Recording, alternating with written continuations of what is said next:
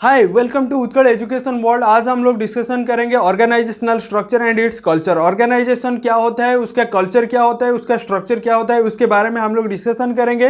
पहले देखिए organisational structure क्या होता है। ऑर्गेनाइजेशन एक ऐसा चीज होता है जिसके अंदर एक आदमी को लेकर ऑर्गेनाइजेशन तैयार नहीं हो सकता है। जितने सारे लोग होते हैं उसको इकट्ठे करके जो तैयार करते हैं उसको ऑर्गेनाइजेशन कहते हैं। ऑर्गेनाइजेशन में बहुत सारे चीज होता है।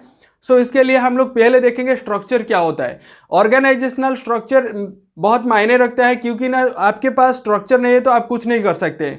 स्ट्रक्चर जैसे हमारा बॉडी में स्केलेटन होता है उसके तरह उसी तरह ऑर्गेनाइजेशन में स्ट्रक्चर होता है। ऑर्गेनाइजेशन में स्ट्रक्चर क्या क्या चीज निभाता है देखते हैं। ऑर्गेनाइजेशनल स्ट्रक्चर जो होता है, ऑर्गेनाइजेशन कैसे बिल्ड किया जाता है, रेस्पॉन्सिबिलिटी एंड ऑथोरिटी से ऑर्गेनाइजेशन को गाइड किया जाता है। Responsibility and authority are the two necessary components for the proper functioning of organisation. Organisation को प्रॉपर फंक्शनिंग करने के लिए आपके पास क्या होना चाहिए, रेस्पॉन्सिबिलिटी एंड ऑथोरिटी होना चाहिए।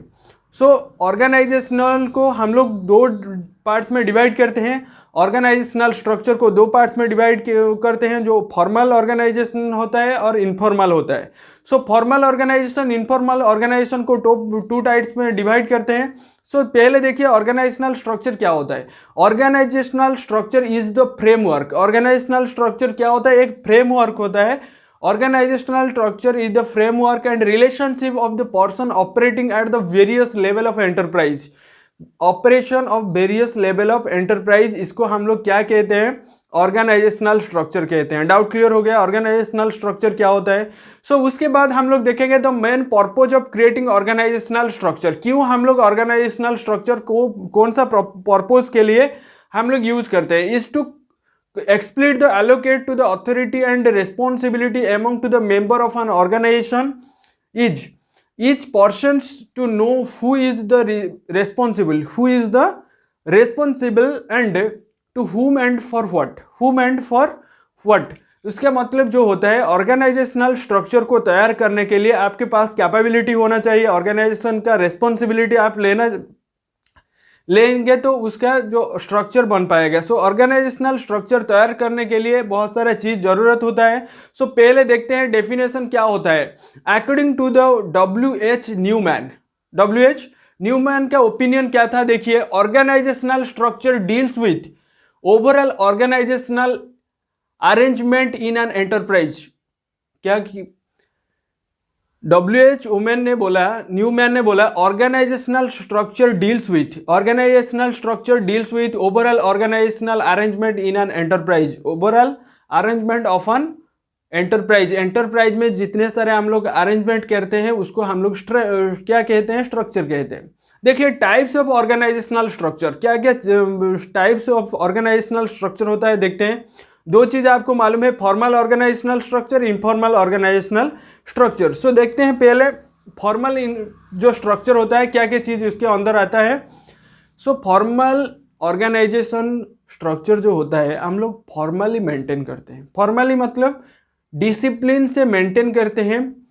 इसमें एडवांटेज क्या क्या है, डिसएडवांटेज क्या होता है हम लोग देखते हैं। एडवांटेज मतलब easy to accomplish structure, easy to accomplish of goal को हम लोग कैसे अचीव कर सकते हैं उसके बारे में जानते हैं। सेकेंड थिंग्स होता है फिक्सेशन ऑफ रिस्पॉन्सिबिलिटी, क्या क्या रिस्पॉन्सिबिलिटी उसके अंदर है उसको भी देखते हैं। देन उसके बाद क्या आता है, unit of command is possible. And last में क्या आता है, no overlapping of work. And last one होता है stability in the organisation. Organisation में स्टेबिलिटी होना बहुत जरूरी होता है, बहुत मायने रखता है। स्टेबिलिटी पर्सन ऑर्गेनाइजेशन के अंदर रहना चाहिए।